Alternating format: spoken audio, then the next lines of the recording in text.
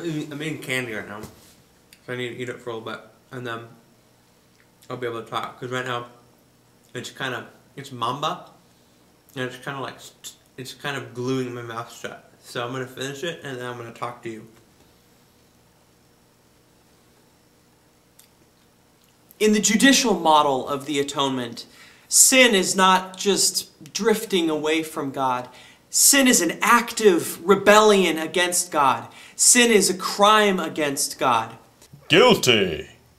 The judicial model emphasizes God's justice, so that a God who simply forgives sin and looks the other way would not be seen as a loving God. That would be seen as an unjust God. And that makes sense within the logical framework of a world where morality is at least something that is a goal, something that we pursue. Dostoevsky did not write a book called Crime and Getting Away with It. It was Crime and Punishment. And if you're watching the news and someone who you know committed murder gets off because of some legal technicality, generally we don't rejoice that he's getting away with murder.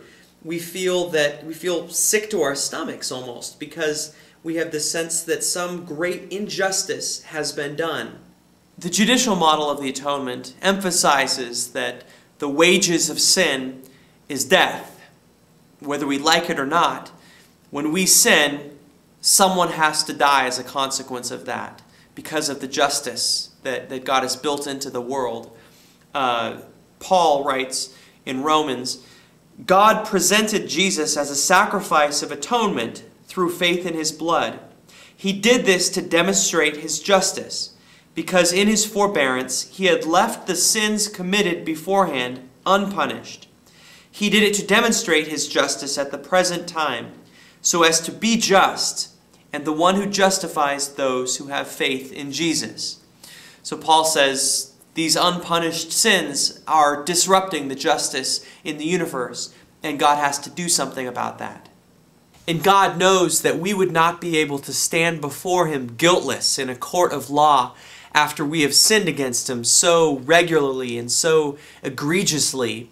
And so he sends Jesus, and Jesus agrees to stand in our place, to take our sin upon him, and to suffer the punishment that we deserve in our place.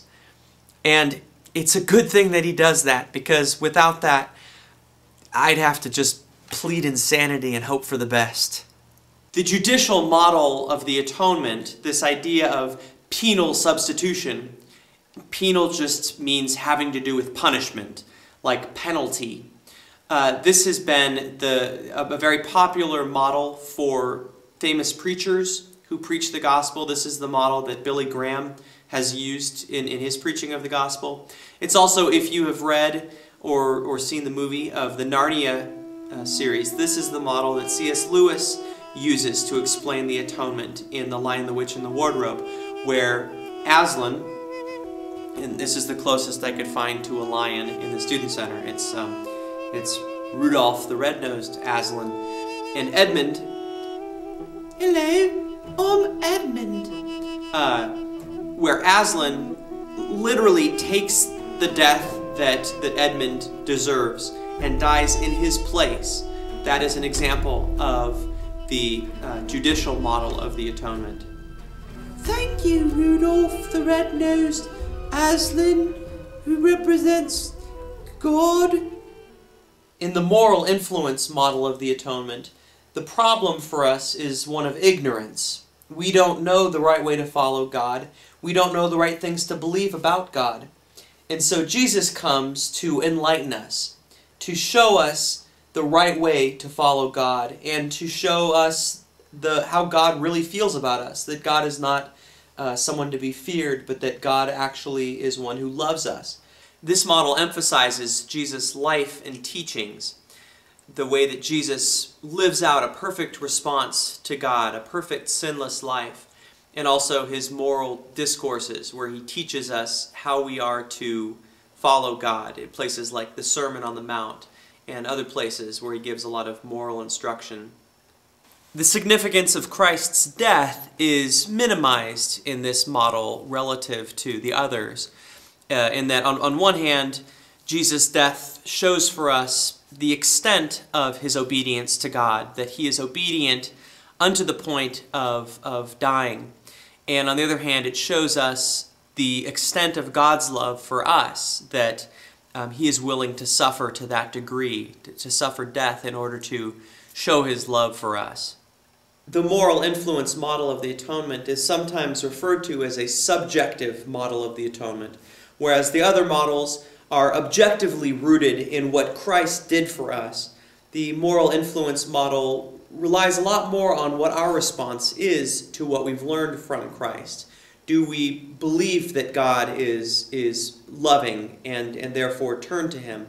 Do we believe the things that Jesus tells us that we have to do, and are we able to follow through and do them? A lot of salvation relies on us. It rests in our hands in this model. This model tends to minimize, in general, what Jesus has done for us.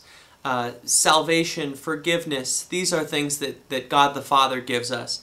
Jesus is pretty much a messenger who tells us about the Father, but Jesus himself is not the one who really effects that reconciliation with God.